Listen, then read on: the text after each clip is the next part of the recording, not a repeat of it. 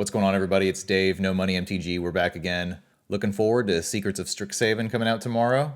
We're kind of in a little bit of a lull until then. It's not that I'm not playing. I am definitely still grinding in the background, but without any new cards gained between the last videos that you saw and this one, I'm really just continuing with the same deck that I already showed you in a previous video. So rather than bore you with the exact same gameplay over again, I thought I'd do another informational video. This video builds off the Arena roadmap discussion that I brought up in episode 9, but it's in response to another question that I got, this time from Matteo DeAngelis, shout out Matteo, who asked what I thought about using standard or historic events to farm gems as opposed to limited events, which I've been featuring here on the channel. Again, I am a man of the people, and even though just like last time, it took me a week to get around to it, I didn't want to leave this question unanswered. And I think it's actually a very good question, because limited is not your only option when it comes to trying to turn your gold into gems through these pay-to-play events. So in order to give Matteo's question the due diligence that it deserves, I thought I'd take a peek at the data and see what it has to say about what the optimum strategy really is for farming gems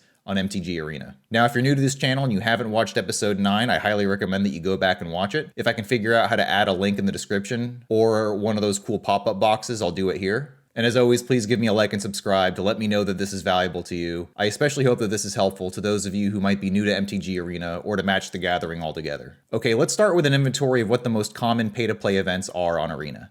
These are bucketed into one of two broad categories, either limited events, as you see here on the left, which include Quick Draft, Pick 2 Draft, Premier Draft, and Traditional Draft. And then on the constructed side, you have regular events and traditional events. And these events are available for any of the constructed formats available on Arena, including Standard, Pioneer, Historic, Alchemy, etc. Now, other types of special events do pop up on Arena from time to time, including metagame challenges, win-a-box events, and so on and so forth, but I'm focusing on these ones for this video because these are by far the most common types of events that you'll find yourself entering into on Arena. I'm planning a whole nother video dedicated to the exchange rate between dollars, gems, and gold on Arena, so stay tuned for that. But for these events, that ratio is a consistent 6 2/3 gold per gem across the board, so no value to be found in picking one event's buy-in versus another. So in order to determine what the best value it is for you to play, it really depends on the payout structure for each of these events. So let's look at the data. Since this video is coming out on the eve of Secrets of Strixhaven,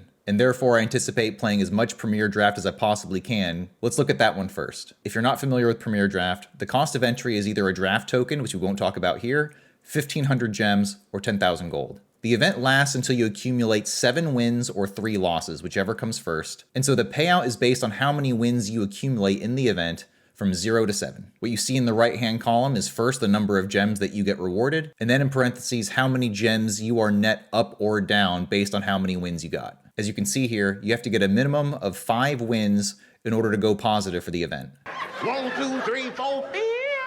Now granted, for this analysis, I am ignoring entirely the amount of packs that you get, and that's because I'm most interested with the value in terms of gems, because that's what you can use to turn around and re-enter the event and create a sort of flywheel of play. So that's the payout structure for Premier Draft, and now I'll flash up on the screen the payout structures for all the other types of events as well. Now, as previously established on this channel, I am not a math expert, but I am decent with Google, and I'm good at Excel, and so I'm going to walk you through one quick example of how I did the expected value calculation for each of these events, and then go straight to the results. So let's take Quick Draft here on the left for our expected value example. Now, we all know that skill is important, and that there are players out there who have predictably higher win rates than others in any one of these types of events, particularly unlimited. But by definition, your average player in any of these events will accumulate a 50-50 win rate across all of their games. With that in mind, what you see next is the probability that any average player gets exactly 0 through 7 wins in this event.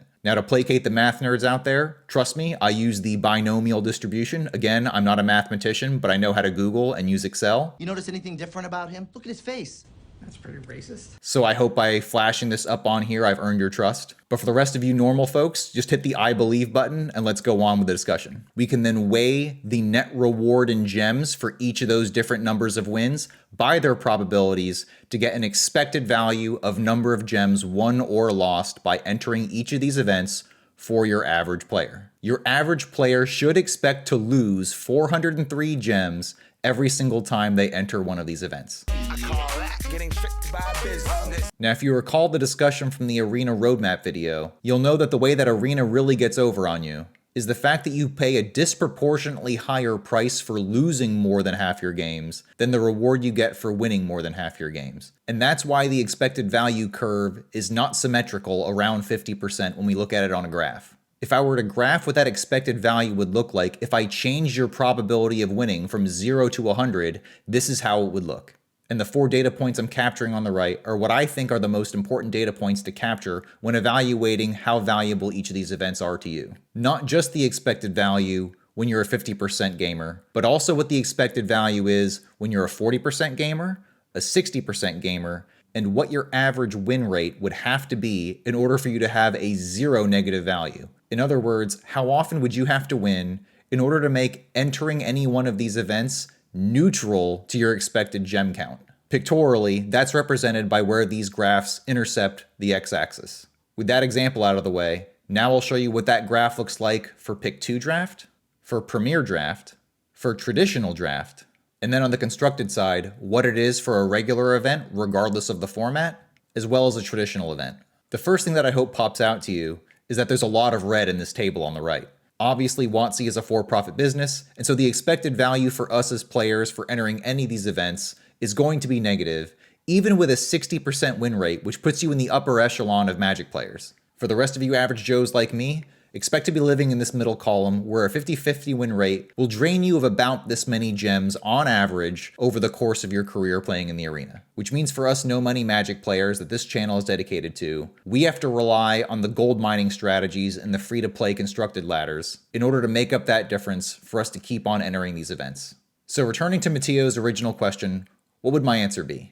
Well, I have 2 with some caveats. First, the math would say that a regular constructed event, not a traditional constructed event, is the best expected value for you to play to turn gems into more gems. The big caveat there is that this only works if you have a competitive deck for that constructed format's metagame. An expected win rate of 50% is really predicated on everything else being equal but the variance in any given game. Mana Screw can hit anyone at any time. Drawing the perfect out or top decking your way to a win, that's all part of the variance of Magic. But the skills and experience that you have and the quality of cards and deck construction that you bring to any of these events will absolutely tip the probabilities one way or the other. It's also worth reemphasizing here that while yes, this is the best expected value of all the events, they're all negative. That's to say that a regular constructed event is the least negative expected value. And so it's also worth noting that these constructed events have the least amount of upside for those of us trying to build a collection at the same time as we're trying to mine for gems.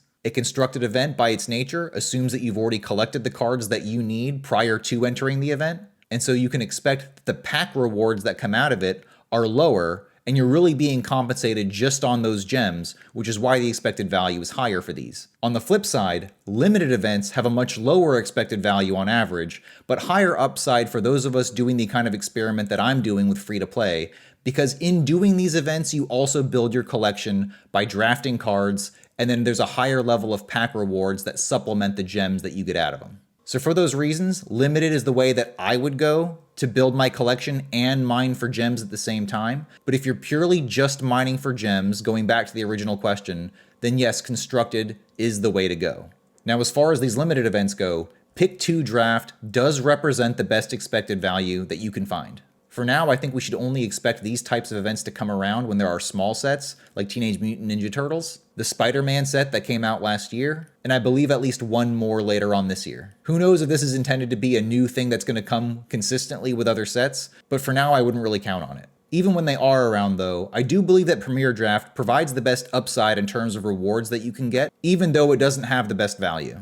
Bringing the graph of these 2 events back up onto the screen, you can clearly see that between the 40 and 60% win rate marks that most of us can expect to live, that Pick 2 draft is clearly the better value. But you can also see, as you go further to the right, that Premier Draft offers the greater reward. So like in most things in Magic, it really comes down to the basic question of how lucky do you feel. That's all for this video. Thanks again to Mateo for sending in the question that inspired it. And if you're new here, please give me a like and subscribe to let me know that this was valuable to you, and help me with the algorithm to spread it further to others.